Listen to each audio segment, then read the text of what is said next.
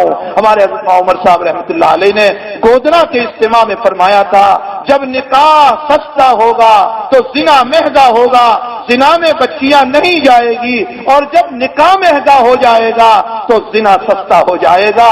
آج نکاح مہنگا ہو گیا ہے اس لیے زنا سستا ہو گیا ہے.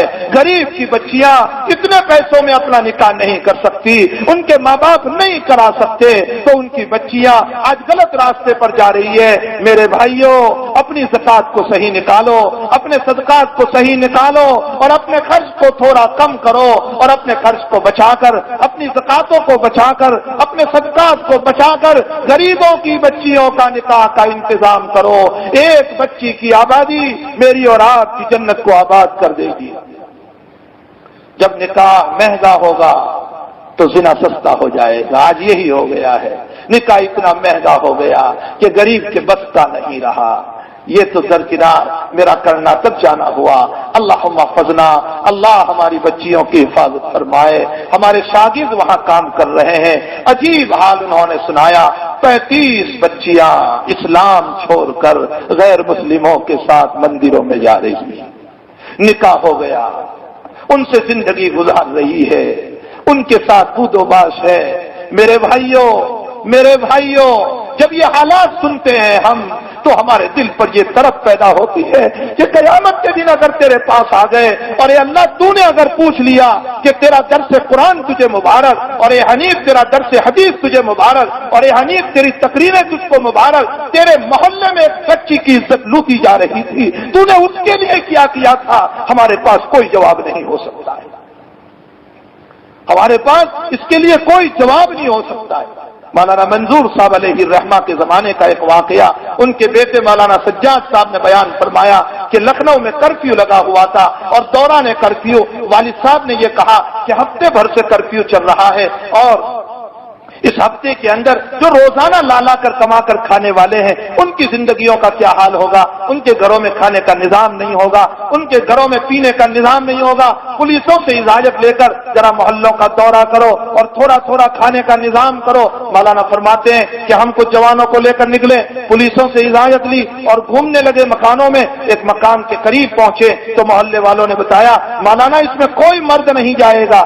مولانا کہتے ہیں میں نے پوچھا کیوں نہیں؟ فرمایا اس میں صرف عورت ہے, مرد کوئی نہیں ہے, اس لیے اس میں عورتوں کو بھیجا جائے. جب عورتیں گئی اور واپس آئی تو عورتیں خوب رو رہی تھی. مولانا فرماتے میں نے ان عورتوں سے رونے کی وجہ پوچھی تو ان عورتوں نے سسکیاں بھر کر یوں کہا کہ اس گھر میں رہنے والی عورت نے اپنی داستان سنائی. کیا داستان سنائی؟ اس نے کہا تمہیں معلوم ہے میرا شوہر 5 سال سے جیل میں پڑا ہوا ہے, بلا وجہ اس کو قید خانے میں ڈال دیا گیا. شروع میں 2-4 مہینے میری مدد ہوئی, پھر لوگوں نے میری مدد کرنا ختم کر دیا. یہ میری جوان بیٹی 8-10 سالہ, میں اور یہ میرے پاس زندگی گزارنے کا کوئی سامان نہیں. میں نے ایک مرتبہ سوچا لاؤ میں سوسائڈ کر لوں, خودکشی کر لوں. لکھنؤ کی اس ندی کے کنارے پر پہنچی, لیکن پھر میری بیٹی میرے سامنے رہ گئی. میں نے کہا میں مروں گی, اس کا بھی جان لوں گی. اس غریب کا کیا ہے جو معصوم ہے. میں اس کو لے کر واپس آ رہی تھی, رات کا وقت تھا. ایک گاڑی والا وہاں سے گزرا, میری خوبصورتی کو دیکھ کر اس نے گاڑی کو کھڑا رکھا, زبردستی مجھ کو اندر میں بٹھا لیا, میری بیٹی کو بٹھا لیا. کسی جگہ جا کر کے میری عزت کو لوٹا, مجھ پر ریپ کیا, میرے ساتھ معاملہ کیا, مجھے کچھ پیسے دیے اور پھر مجھے گھر چھوڑ گئے.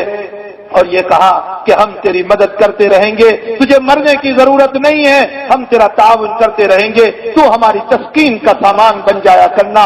فرمایا 3 سال سے میں ان کی تسکین کا سامان بن رہی ہوں. 3 سال سے میں ان کی تسکین کا سامان. وہ غیر مسلم میرے ساتھ یہ معاملہ کر رہے ہیں. کہاں ہیں تم علماء, کہاں ہیں تم مالدار, کہاں ہیں تم عزت کے دعوے دار, کہاں ہو تم لوگ؟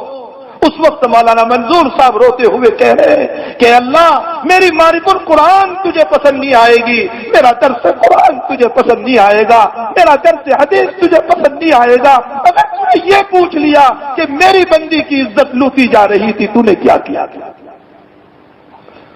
میرے بھائیوں کس دھوکے میں ہم پڑے ہوئے ہیں, کس دھوکے میں ہم پڑے ہوئے ہیں.